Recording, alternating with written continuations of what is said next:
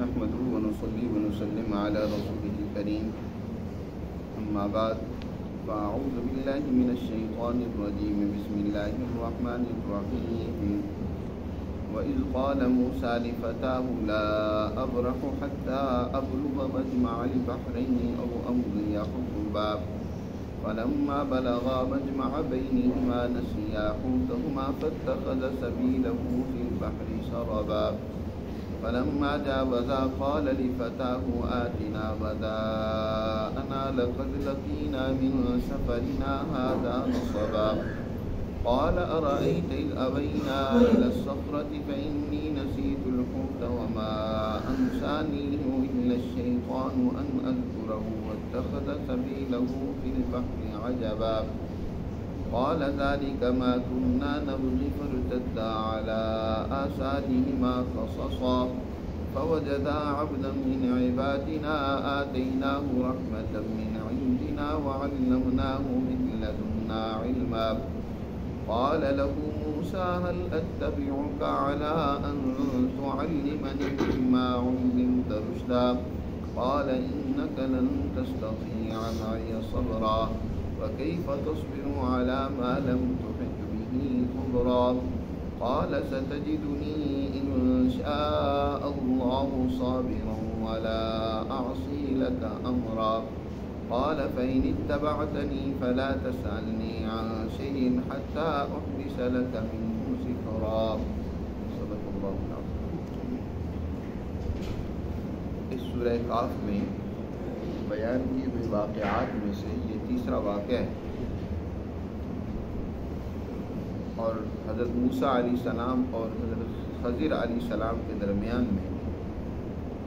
جو علم کی تحصیل کے حوالے سے ایک واقعہ پیش آیا اس کا تذکرہ ہے۔ موسیٰ علیہ السلام کے بارے میں حضرت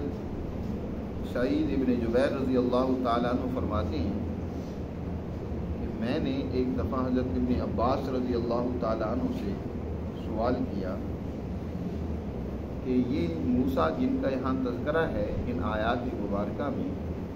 اس سے کون سے موسیٰ علیہ السلام مراد ہے؟ کیا وہ موسیٰ علیہ السلام جو بنی اسرائیل کے پیغمبر تھے، یا اس سے مراد کوئی اور موسیٰ علیہ السلام؟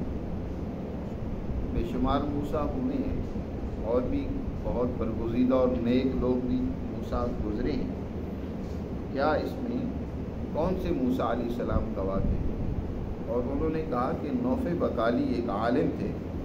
ان کی طرف نسبت کرتے ہوئے کہا کہ وہ کہتے ہیں کہ ان آیات میں جس موسیٰ کا تذکرہ کیا گیا ہے وہ موسیٰ بنی اسرائیل نہیں ہے، بلکہ وہ موسیٰ ہیں جو حضرت ابراہیم کی اولاد سے کوئی اور موسیٰ ہے۔ وہ موسیٰ جو بنی اسرائیل کی طرف پیغمبر بنا کر بھیجے گئے تھے وہ والے نہیں۔ تو حضرت عبداللہ ابن عباس رضی اللہ تعالیٰ عنہ نے فرمایا نوف بقالی پر اللہ رحم فرمائے، اسے ہلاک کرے اللہ، وہ غلط کہتے ہیں۔ میں نے حضرت ابی ابن کعب رضی اللہ تعالیٰ عنہ سے سنا، اور انہوں نے نبی کریم صلی اللہ علیہ وسلم کا یہ ارشاد براہ راست بیان کیا کہ ایک دن موسیٰ علیہ السلام بنی اسرائیل میں وعظ و نصیحت کرنے کے لیے کھڑے ہوئے۔ آپ نے بہت ہی پر اثر انداز میں بڑی ہی مدلل طریقے سے بنی اسرائیل کو وعظ و نصیحت کی۔ وعظ و نصیحت سے فراغت کے بعد بنی اسرائیل میں سے کسی نے موسیٰ علیہ السلام سے سوال کیا کہ کیا آپ سے بھی بڑا کوئی عالم دنیا میں ہے؟ اتنا جو علم، اتنے معارف جو آپ نے بیان کیے ہیں، اس سے تو معلوم ہوتا ہے کہ آپ ہی سب سے بڑے عالم ہیں، کیا کوئی آپ سے بھی بڑا عالم ہے دنیا میں؟ موسیٰ علیہ السلام نے جواب میں کہا کہ نہیں، میں ہی سب سے بڑا عالم ہوں۔ اب موسیٰ علیہ السلام کا یہ جواب بظاہر تو درست تھا، کیونکہ جو وقت کا پیغمبر ہوتا ہے وہی سب سے بڑا عالم ہوتا ہے، اور موسیٰ علیہ السلام کو جو علم شریعت دیا گیا تھا کسی اور اس وقت کا کوئی نبی اور پیغمبر موجود نہیں تھا جس کو علم شریعت دیا گیا ہو، لیکن یہ انداز ٹھیک نہیں تھا۔ ایک اولو العزم پیغمبر سے یہ کہنا کہ ہاں مجھ سے بڑا کوئی عالم نہیں ہے، یہ بات درست نہیں ہے۔ اسے چاہیے کہ وہ اپنی علم کو بیان کرنے کی بجائے اس علم کو اللہ کی تفویض اور سپرد کرے۔ وہ کہتے ہیں اللہ ہی بہتر جانتا ہے، اللہ عالم، انہیں کہنا چاہیے تھا کہ اللہ ہی خوب جانتا ہے کہ مجھ سے بڑا کوئی عالم ہے یا نہیں، انہیں یہ کہنا چاہیے۔ لیکن جو ان کا انداز تھا کہ میں ہی سب سے بڑا عالم ہوں، اللہ کو یہ انداز اچھا نہیں آیا، پسند نہیں آیا۔ اللہ نے وہی نازل کر کے فرمایا موسیٰ نہیں، تم کہہ رہے ہو کہ مجھ سے بڑا کوئی عالم نہیں ہے، نہیں، میرا ایک بندہ ہے جو تم سے بھی زیادہ علم رکھتا ہے، اس کے پاس تم سے بھی زیادہ علم موجود ہے۔ اب انبیاء علیہ السلام اولو العزم لوگ، ان کو اگر پتہ چل جائے کہ کسی کے پاس مجھ سے زیادہ علم ہے، وہ یقیناً اس جستجو میں لگ جاتے ہیں، اس علم کی تحقیق و تحصیل کے لیے وہ شب و روز گزار دیتے ہیں۔ یہ تو آج زوال کا دور ہے کہ علم کی طلب ختم ہو گئی ہے، وگرنہ مسلمانوں کے دور عروج میں بھی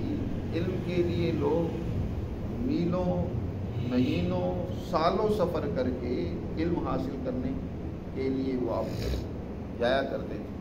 علم کی تحصیل کے لیے کون سا خطہ اور جگہ ہے جو مسلمانوں نے چھان نہیں ماری۔ خود نبی کریم صلی اللہ علیہ وسلم کے صحابہ کا یہ حال تھا کہ ایک صحابی رضی اللہ تعالیٰ عنہ جو خود بھی صحابی ہیں، انہیں یہ معلوم ہوا کہ حضور صلی اللہ علیہ وسلم کی ایک حدیث مبارکہ ہے جو ایک صحابی کوفہ میں رہتے ہیں، انہوں نے براہ راست حضور سے سنی ہے، اور وہ اس کے راوی حضور سے وہ خود ہیں۔ طلب اور علم کی تلاش اور جستجو نے مدینہ سے سفر پر مجبور کیا۔ اب وہاں سے سفر کر کے کوفہ پہنچے اور اس صحابی رضی اللہ تعالیٰ عنہ سے مل کر اس حدیث کے بارے میں دریافت کیا، انہوں نے وہ حدیث سنائی۔ اب یہ سفر کر کے آنے والے صحابی مرتبہ بھی ان سے بڑے تھے، لیکن اس حدیث کو براہ راست حضور سے نہیں سنا تھا۔ دوسرے صحابی جن کے پاس علم سیکھنے گئے ہیں، وہ حدیث سننے گئے ہیں، انہوں نے بڑی منت سماجت کی کہ کچھ آرام کریں، کھانا شانا کھائیں، تواضع ہم آپ کی کرتے ہیں، اتنے لمبے سفر سے آئے ہیں، اس کے بعد چلے جائیے گا۔ انہوں نے کہا کہ نہیں، اس سارے سفر سے میرا مقصد یہ حدیث مبارکہ سننی تھی جو میں نے سن لی، بغیر کچھ کھائے پیے پھر واپس لوٹ گئے۔ یعنی ایک ایک حدیث کے لیے اتنا لمبا سفر کیا جاتا تھا۔ اور ہم کچھ عرصہ پہلے تھوڑا سا دیکھیں، جب ہم بچپنے میں تھے، اس وقت بھی بڑے بوڑھوں نوجوانوں میں ایک بڑی دین کی طلب ہوتی تھی، جہاں کی پتہ ہوتا کہ آج یہاں کسی عالم کا واعظ ہے تو لوگ وہاں جایا کرتے تھے، راتوں کو سفر کر کے وہاں پہنچتے تھے، جلسے میں شریک ہوتے تھے، علم سیکھتے تھے، تذکرہ آپس میں کرتے تھے کہ مولانا صاحب نے یہ بات کی۔ لیکن اب درس قرآن ہوتا ہے، دین کی بات بیان کی جاتی ہے، کوئی اس کی اہمیت ہی نہیں ہے جی، لوگ سننا ہی نہیں چاہتے، فارغ ہیں، کام کوئی نہیں ہے، جا کر سونا ہوگا جی، یا سگریٹ نوشی کرنی ہوگی جی، یا اور کیا، کوئی خاص کام نہیں ہوگا، لیکن یہ ہے کہ جو ہی سلام پھرتا ہے بھاگنے کی کوشش ہوتی ہے۔ اللہ کا قرآن کچھ سن لیں، اللہ کا فرمان جو ہمارے لیے نازل ہوا ہے، اس کے لیے تو ہمیں کچھ قربانی بھی دینی پڑے تو وہ کوئی سودا مہنگا نہیں ہے، اس کے لیے ہمیں کچھ تکلیف اٹھانی پڑے۔ اللہ کا قرآن اور اس کا دین ایک آیت ہی سیکھنے کے لیے، لیکن افسوس ہے کہ آج دین کی اہمیت رخصت ہو گئی ہے، مادی چیزوں کی اہمیت، خواہش پرستی اور سہولت پسندی اور آسانی وہ غالب آتی جاتی ہے۔ موسیٰ علیہ السلام کو جب پتہ چلا کہ مجھ سے بڑے عالم دنیا میں موجود ہیں، اللہ سے درخواست کی فوراً کہ یا اللہ مجھے اس عالم کے بارے میں بتائیے، میں اس سے علم سیکھنا چاہتا ہوں، کہاں وہ مجھے ملیں گے؟ اللہ تعالیٰ نے فرمایا موسیٰ تم ایسا کرو، وہ تمہیں مجمع البحرین میں ملیں گے، جہاں دو سمندر آپس میں ملتے ہیں، بحر فارس اور بحر روم، یہ جہاں آپس میں مل رہی ہیں، تو وہاں مجمع البحرین میں وہ میرا بندہ تمہیں ملے گا، اور اس کی نشانی یہ ہے کہ تم اپنے ساتھ مچھلیاں لے لو، یہاں مطلق حوت کا لفظ، جن سے حوت کا لفظ آیا ہے، اس سے مراد صرف ایک مچھلی نہیں، خوراک کے طور پر فرمایا کہ مچھلی لے لو، راستے میں اسی کو کھاتے رہنا، لیکن تمہاری زنبیل میں ایک مچھلی رہنی چاہیے، تمہاری زنبیل اور تھیلے میں ایک مچھلی ہر وقت رہے، اور جہاں وہ مچھلی زندہ ہو کر پانی میں چلی جائے، سمندر میں چلی جائے، تو سمجھ لو کہ وہیں وہ میرا بندہ تمہیں ملے گا جس سے تم علم سیکھنا چاہتے ہو۔ چنانچہ موسیٰ علیہ السلام نے اپنے ایک خادم نوجوان کو، جو ان کی خدمت پر بھی معمور تھا اور ان سے علم سیکھتا تھا، حضرت یوشع بن نون، یہاں قرآن میں ان کا تو نام ذکر نہیں ہے، لیکن حدیث میں آتا ہے کہ یوشع حضرت موسیٰ علیہ السلام کے بعد جو ان کے جانشین بنے ہیں، جنہوں نے ان سے تعلیم و تربیت لی اور پھر اللہ نے ان کو نبوت سے بھی سرفراز کیا، وہ یوشع بن نون تھے جو ان کی صحبت میں رہتے تھے۔ ان کو ساتھ لیا اور سفر شروع کر دیا۔ قرآن نے اس کا تذکرہ کیا ہے، قرآن ہی کے الفاظ میں ترجمہ کرتے ہوئے اس واقعے کو پڑھتے ہیں۔ فرمایا وَإِذْ قَالَ مُوسیٰ، اس واقعے کو یاد کرو جب کہا موسیٰ علیہ السلام نے لِفَتَاهُ، اپنے جوان سے، اپنے جوان، فتح جوان کو کہتے ہیں، اس سے مراد وہی خادم ہے، خادم نہیں کہا، فتح کہا ہے۔ اس سے معلوم یہ ہوا کہ علم سیکھنے والوں کے لیے ان کی عزت ہونی چاہیے، ان کا احترام ہونا چاہیے، ان کو خادم کے لفظ سے، ملازم کے لفظ سے، ایسے الفاظ سے نہیں یاد کرنا چاہیے، بلکہ ایسے الفاظ سے یاد کرنا چاہیے جن سے ان کی حوصلہ افزائی ہوتی ہے۔ تو قرآن نے بھی یہاں کیا کہا کہ موسیٰ نے اپنے جوان ساتھی، جوان تھا، نوجوان ساتھی تھا، اس سے کہا۔ اس سے ایک اور بات یہ بھی معلوم ہوئی ہے کہ علم سیکھنے کا اصل زمانہ جوانی کا ہی ہوتا ہے، بڑھاپے میں تو پھر وہ کیا کہتے ہیں، ویلے کی نمازیں اور کویلے کی ٹکری ہی رہ جاتی ہیں جی۔ وہ کیا کہتے ہیں، در پیری گرگ ظالم شود پرہیزگار، در جوانی عبادت کردن شیوہ پیغمبریس، جوانی میں اللہ کی عبادت کرنا یہ پیغمبروں کا طریقہ ہے، اور در پیری گرگ ظالم شود پرہیزگار، بڑھاپے میں تو ظالم بھیڑیا بھی وہ بزرگ بن جاتا ہے جی۔ جب وہ بھیڑیے سے کچھ ہو نہیں پاتا، بوڑھا ہو گیا ہے، کوئی طاقت و قوت نہیں، اب وہ کچھ کر نہیں پاتا، اب وہ کہے تو میں تو بڑا بزرگ ہوں، بھئی اب تو تمہارے اندر کچھ کرنے کی صلاحیت ہی نہیں ہے، اب تم بدکاری کرو، فحاشی کرو، عیاشی کرو، اب اس کا وقت ہی گزر گیا، اعضاء ہی جواب دے گئے ہیں، اب تم کہو کہ میں بڑا بزرگ آدمی ہوں۔ بھئی جب کچھ کرنے کی تمہارے اندر صلاحیت تھی، تم نوجوان تھے، اس وقت تو کچھ کیا نہیں ہے، اس وقت تو خرمستیوں میں تھے۔ اور اگر کوئی نوجوان اس وقت تعلیم حاصل کر رہا ہو، تربیت حاصل کر رہا ہو، نوجوان اللہ کی طرف وہ مائل ہو، تو یہ بڑے بوڑھے جو ہے نا اس بیچارے نوجوان کو خام خواہ ٹیس کرتے رہتے ہیں، اس کی معمولی معمولی کمزوریوں اور غلطیوں پر باتیں کرتے رہتے ہیں۔ تو نے ٹوپی نہیں پہنی، نماز پڑھنے آ گیا، اور تیری سلوار جو ہے نا ٹخنوں سے اوپر نہیں ہے، اور تو یہاں باتیں کر رہا ہے، اور تو نے موبائل نکال کے بیٹھا ہوا ہے مسجد کے اندر، خام خواہ اس بیچارے کو ٹیس کرتے رہتے ہیں۔ جب تمہاری جوانی تھی تو اس وقت تم نے کیا کیا؟ کبھی سوچا ہے اس وقت کیا تمہاری حالت تھی اپنی جوانی کے زمانے میں؟ تم تو مسجد میں ہی نہیں آتے تھے۔ اب اگر بوڑھے ہو کر تم نے مسجد پکڑ لی ہے، چلو اللہ کا پھر بھی شکر ادا کرو، لیکن نوجوانوں کے ساتھ محبت کرو، ان کی قدر کرو کہ انہوں نے اپنی نوجوانی کے زمانے کو اللہ کی طرف متوجہ کیا ہے۔ اور جہاں نوجوانوں کی قدر کرنی چاہیے، وہاں نوجوانوں کو بھی یہ بات سمجھنی چاہیے کہ اصل تعلیم حاصل کرنے کا زمانہ، قرآن اور دین سیکھنے کا زمانہ وہ جوانی کا ہی ہوتا ہے۔ اپنی اس نوجوانی کو ضائع نہ کریں، اس نوجوانی کے ہی زمانے کو قیمتی بنائیں، اس کی قدر کریں، اور اللہ کی تعلیمات سیکھنے کے لیے، اللہ کے دین کو سیکھنے کے لیے، اس کو اپنے معاشروں میں غالب کرنے کے لیے کردار ادا کریں۔ سب سے بڑی طاقت و قوت کسی معاشرے کی وہ نوجوان نسل ہوتی ہے۔ اگر وہ نوجوان نسل درست راستے پر چلتی ہے، کوئی صحیح کردار ادا کرتی ہے، اپنے معاشرے کو ترقی کی طرف لے جانا چاہتی ہے، آزادی دلانا چاہتی ہے، تو یقیناً وہ کر سکتی ہے۔ یہ بڑے بوڑھے تو بیچارے وہ مایوس ہو چکے ہوتے ہیں، ان کے پاس طاقت و قوت نہیں ہوتی، وہ نوجوانوں پر تبصرے کرنے بیٹھ جاتے ہیں۔ تو اس لیے حضرت موسیٰ علیہ السلام بھی کیا کہتے ہیں اپنے اس طالب علم ساتھی کو، شاگرد کو کیا کہتے ہیں؟ لفتاہ، اپنے اس نوجوان ساتھی سے کہا لا ابرح حتی ابلغ مجمع البحرین او امضی حقبا، ہمیشہ میں چلتا رہوں گا یہاں تک کہ میں پہنچ جاؤں جہاں دو سمندر ملتے ہیں، سمندروں کے سنگم میں نہ پہنچ جاؤں، اس وقت تک میں اپنا سفر جاری رکھوں، او امضی حقبا، یا مجھے بہت طویل زمانہ ہی چلنا پڑے، میں چلتا رہوں گا۔ اب علم سیکھنا ہے، اس علم کے لیے کیا فرماتے ہیں؟ امضی حقبا، حقوب اس میں جمع ہے، احقاب اس کی جمع آتی ہے، اس کا معنی ہوتا ہے بہت طویل زمانہ۔ بعد نے کہا 70 برس کے لیے لفظ بولا جاتا ہے، یعنی 70 سال یا 80 سال بھی مجھے چلنا پڑے، بہت طویل زمانہ بھی سفر کرنا پڑے اس علم کے لیے تو میں کروں گا، جب تک کہ مجھے وہ اللہ کا بندہ نہ مل جائے جس کے پاس مجھ سے بھی زیادہ علم ہے، میں اسے سیکھ نہ لوں، میں سفر کرتا رہوں گا۔ اب بھی تو ایک اور بات معلوم ہوئی کہ تعلیم کے لیے سفر چاہے کتنا ہی لمبا کرنا پڑے اس سے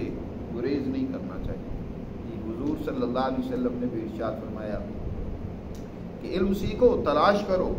چاہے تمہیں چین جانا پڑے، اس دور میں چین دور دراز کا علاقہ سمجھا جاتا تھا، وہاں بھی جانا پڑے تو علم سیکھنے کے لیے پہنچو، جہاں سے بھی۔ اور اس دور میں علم جو ہے، یاد رکھو، چین میں کوئی دین کا علم تھوڑا ہی سکھایا جاتا تھا، حضور نے مثال کے طور پر بیان فرمایا، وہ ظاہر ہے سائنس کا علم، دنیا کی ترقیات کا علم، تو اگر اچھی نیت اور نظریے سے سائنس کا، ٹیکنالوجی کا علم بھی سیکھا جائے تو وہ بھی اچھا علم ہے، اپنی قوم کو ترقی دینے کے لیے، اپنے ملک کو خوشحال بنانے کے لیے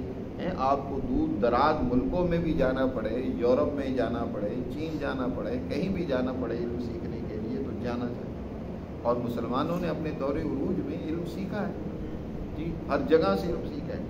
خلیفہ ہارون الرشید نے دنیا کے مختلف ممالک کے حکمرانوں کو حکم دیا کہ تمہارے ملک میں جو بھی علم کی کتاب ہو وہ ہمارے تک بھیجو۔ بیت الحکمت کے نام سے انہوں نے باقاعدہ ایک ادارہ قائم کیا، وہاں انہوں نے بغیر تفریق کے، مذہب کی کوئی تفریق نہیں رکھی، بغیر تفریق کے جو ماہرین تھے، جو صاحب علم تھے، ان کو ہزاروں کی تعداد میں وظیفے دے کر ان کو وہاں مقرر کیا، جو دنیا بھر کی علوم کا ترجمہ کرتے تھے، عربی میں اس کو منتقل کرتے تھے۔ روم کے بادشاہ کو بھی لکھا، یورپ کا اس وقت بادشاہ روم کا، کہ جو تمہارے پاس علم ہے، جو کتابیں ہیں وہ ہمیں بھیجیں۔ یونان کی طرف بھی لکھا، تو اس وقت کے جو وہاں رومی اور یونانی تھے انہوں نے اپنے علماء سے کہا کہ یہ اس طرح خلیفہ ہارون الرشید نے ہم سے کتابیں مانگی ہیں، تمہارا کیا خیال؟ یونان کا فلسفہ بڑا مشہور رہا ہے، انہوں نے اس وقت کے مذہبی لوگ کہتے تھے، ان کا یہ خیال تھا کہ یہ جو کتابیں پڑھے گا نا وہ مذہب سے ہی کیا ہو جائے گا، بیگانہ ہو جائے گا، مذہب سے دور ہو جائے گا۔ اس لیے انہوں نے کہا کہ مسلمان اپنے مذہب میں بڑے مضبوط ہیں تو تم یہ کتابیں ان کو بھیج دو، وہ پڑھیں گے تو اپنے مذہب سے دور ہو جائیں گے۔ لیکن ان کی یہ وہم خیالی ہے، کسی فلسفے یا علم کو پڑھنے سے بے دین تھوڑا ہی انسان ہوتا ہے، بلکہ اور انسان کی عقل میں وسعت پیدا ہوتی ہے۔ دین جو ہے یا مذہب اسلام جو ہے وہ تنگ نظری کا مذہب نہیں ہے بلکہ وسعت کا نام ہے۔ چنانچہ خلیفہ ہارون الرشید کی طرف اس نے 5 اونٹوں پر کتابیں لاد کر بھیجی، دنیا بھر سے کتابیں مسلمانوں نے منگوائیں اور ان کے ترجمے کیے، اور اس طریقے سے وہ علم کو ترقی۔ مسلمانوں کے دور میں تو علم بہت زیادہ پھیلا اور بہت زیادہ اس نے ترقی کی ہے۔ یہ مسلمانوں کے علم دوستی کی نشانی اور علامت کہ مسلمانوں نے ہمیشہ علم سے محبت کی ہے، چاہے وہ دنیا کی ترقی کا علم ہوا یا دین کی ترقی کا علم ہوا۔ حضرت موسیٰ علیہ السلام بھی کہتے ہیں، اب موسیٰ علیہ السلام جو حضرت خضر علیہ السلام سے علم سیکھنے جا رہے ہیں، ایک بات یاد رکھیں، یہ لفظ بھی بعض لوگ خضر کہتے ہیں، خضر لفظ نہیں ہوتا، خضر لفظ ہے۔ خضر علیہ السلام نام ان کا بلیہ بن بلقان تھا، ان کا لقب خضر تھا۔ خضر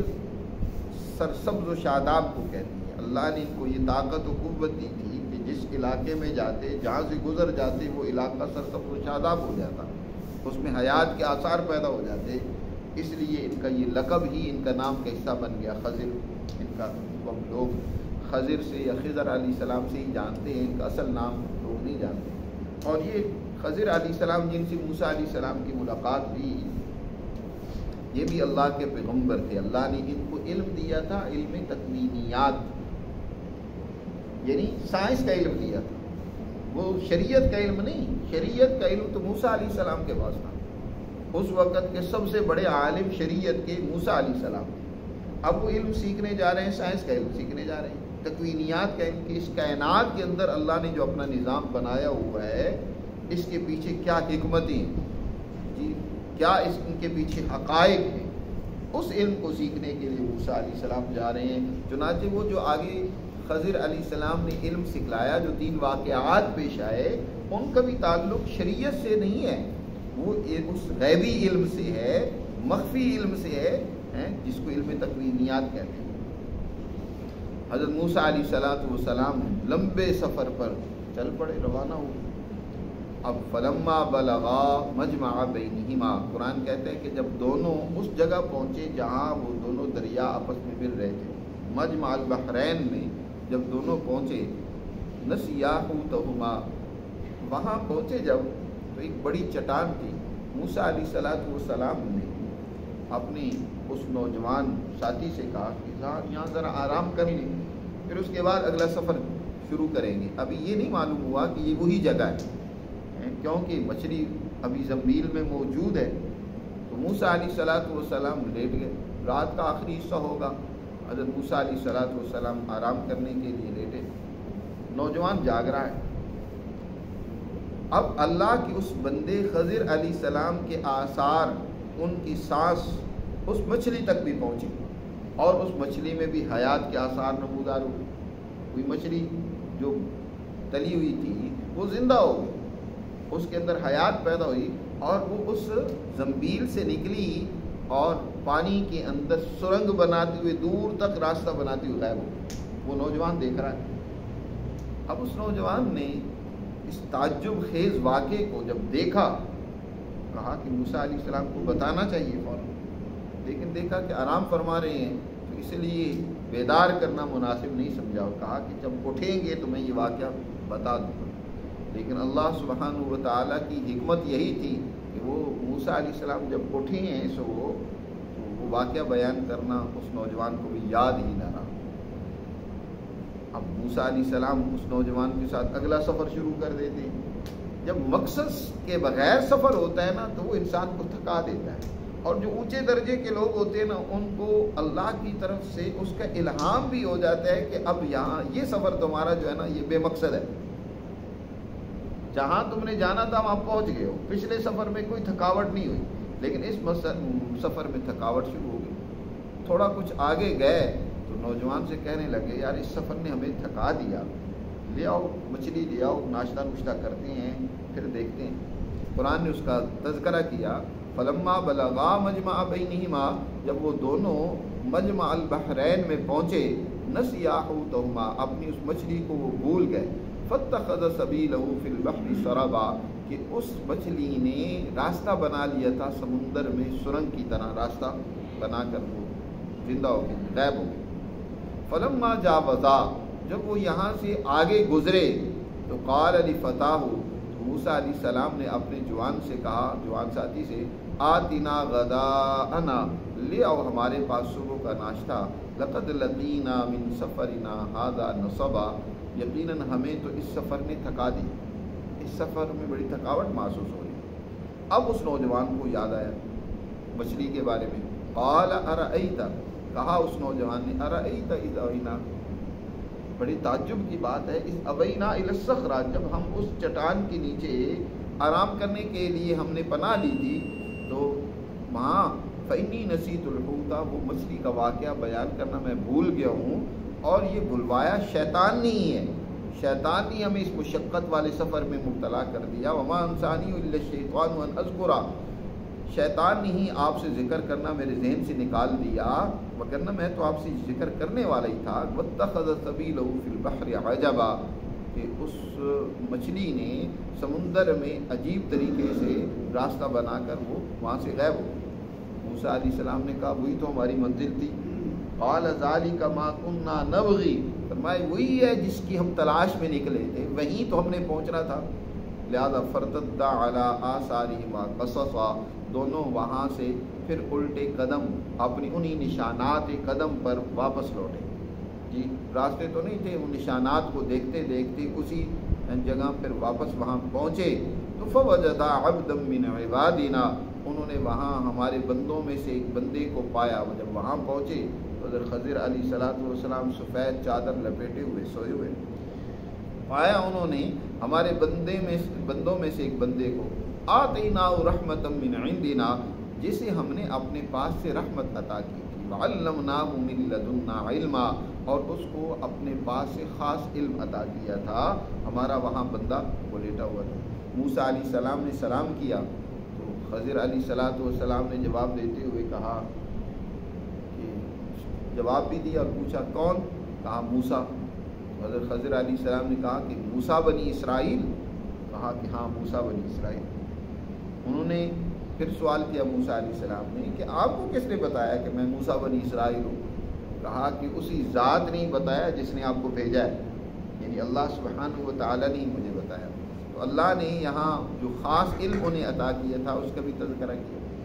اب موسیٰ علیہ السلام نے حضرت خضر علیہ السلام سے درخواست کی